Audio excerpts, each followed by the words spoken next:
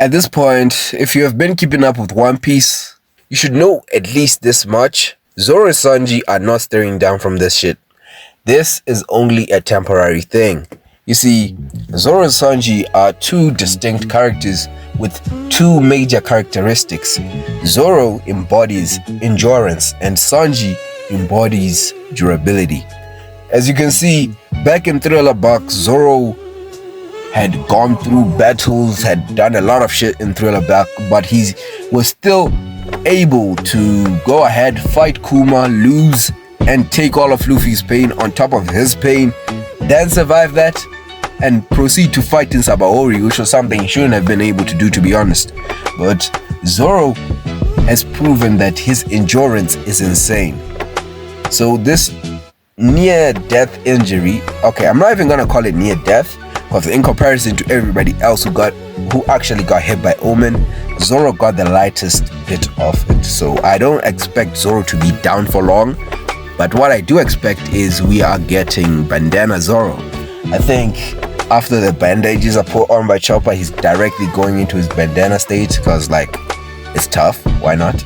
So yeah, Zoro's getting back up. It should be 100% obvious, and he literally has Chopper with him. Chopper is a doctor. It's 100% guaranteed that Zoro is getting up in the next few chapters. I would say next chapter would be a bit insane, because I think a lot of stuff has to happen next chapter. So we might see him next chapter, but would he act next chapter? No. As for Sanji though, Sanji, if you watched my previous video, there's something I did notice. Is the fact that he switched back to base before taking the attack from Imu. This was probably just to give him more damage, or to give him similar levels of damage to Zoro without really breaking the consistency of his top tier durability. So I'm pretty sure Oda did that so that Sanji stays down for a little bit longer. So just like Zoro, I expect these guys to come back at roughly the exact same time. But when they come back, I am expecting Sabaori and Wano style arc in Elbaf.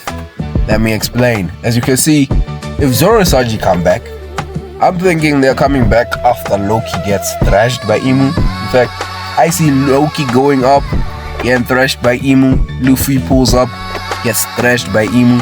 Before Luffy can get killed, Zoro and Sanji are gonna step up as the wings of the Pirate King. Because the wings of the Pirate King cannot stand shoulder to shoulder with Monkey D. Luffy if they cannot even participate in this fight.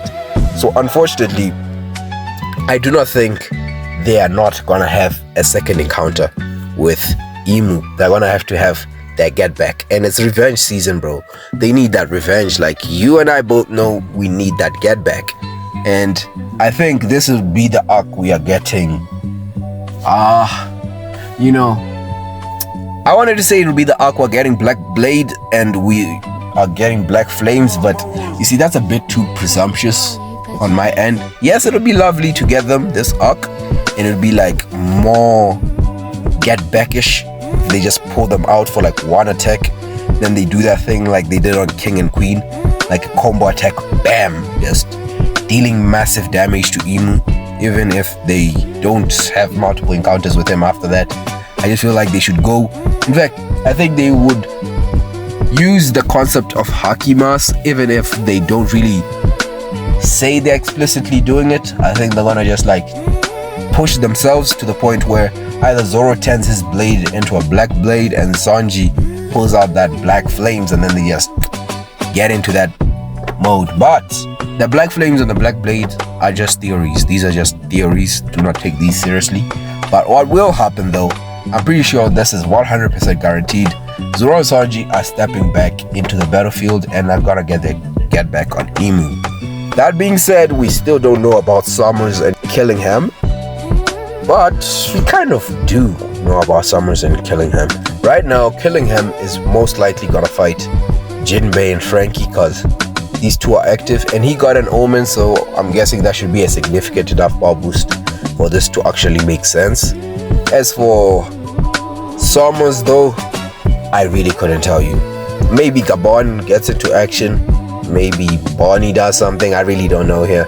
At this point, we are just gonna see. Like, Oda is extremely good at making sure 90% of your predictions turn out wrong. So I try to do my best to not predict things which are way too haphazard, because that will just decrease my validity. But I like to make assumptions that I believe are 90 to 100% possible within the near future. And when I said Wano and Sabaori 2-in-1 type of arc, I believe Shanks will have to be our Rayleigh. As you know, in Sabaori, the Straw Hats don't end up winning, they get saved by Rayleigh. And in this scenario, it has to be Shanks. Now, the question is, why Shanks? It's simple. The only person who we know for a fact should be stronger than Loki is Shanks. And for that reason, Shanks is the only person who would be able to stall Imu. Listen, I'm not saying Shanks is coming to beat Imu. Rayleigh never beat Kizaru in Sabaori. But what he was able to do though is stall Kizaru. So I'm pretty sure after a certain period of time, they are gonna wear down Imu. Not wear him down per se, but decrease his time to a point where he's agitated and wants to end things. But Shanks is gonna have to step in and pretty much deplete his time. Why do I think Shanks would even be able to do this in the first place? Because Rayleigh was able to keep up with Kizaru because he's a speed star at a top tier. Why do I think Shanks is even able to fight Imu? Here's the thing. As of right now, Shanks is the second strongest character. You can take it however you like. Either you're gonna say Mihawk is stronger than Imu, and simply because we saw Imu cutting and using whatever that weapon is, and Mihawk's title can never be contradicted. Yeah, he doesn't have a black blade even though his name is Imu, hence he's weaker than Mihawk. Even if you want to say that, please, I do not really care. But we should know for a fact, Shanks still has rivalry scaling to Mihawk. So with rivalry scaling, it works like this. If Shanks' peak was when he was fighting with Mihawk, he lost an arm, he got a bit weaker, hence he's the second strongest in the verse behind Mihawk. I genuinely do not believe this bullshit, but hey, people drink whatever cup of tea they want to sip in. And then we have the obvious interpretation, or the most direct interpretation we have of Shanks' power, which is after the Mihawk fights, he grew massively stronger due to Loki scaling.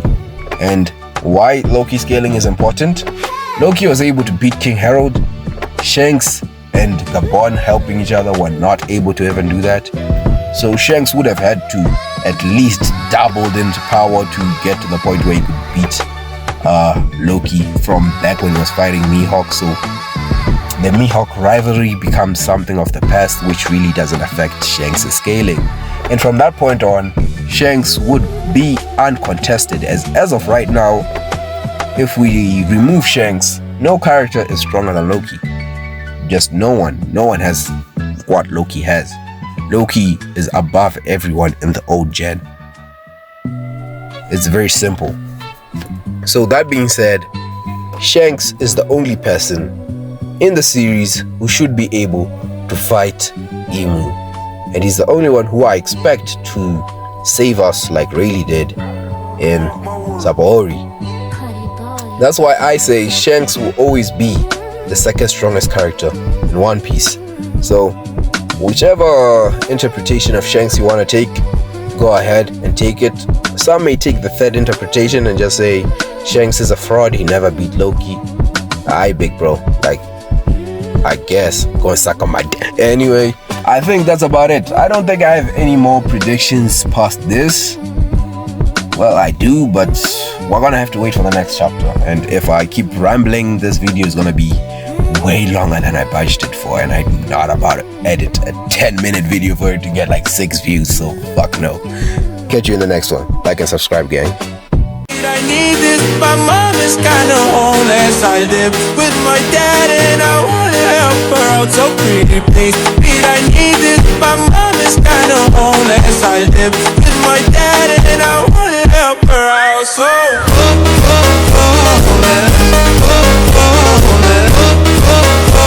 my mom is kinda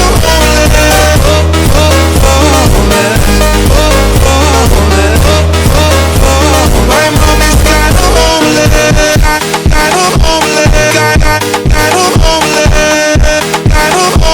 My mom is kinda homeless. So pretty please, Pete, I need this. My mom is kinda homeless.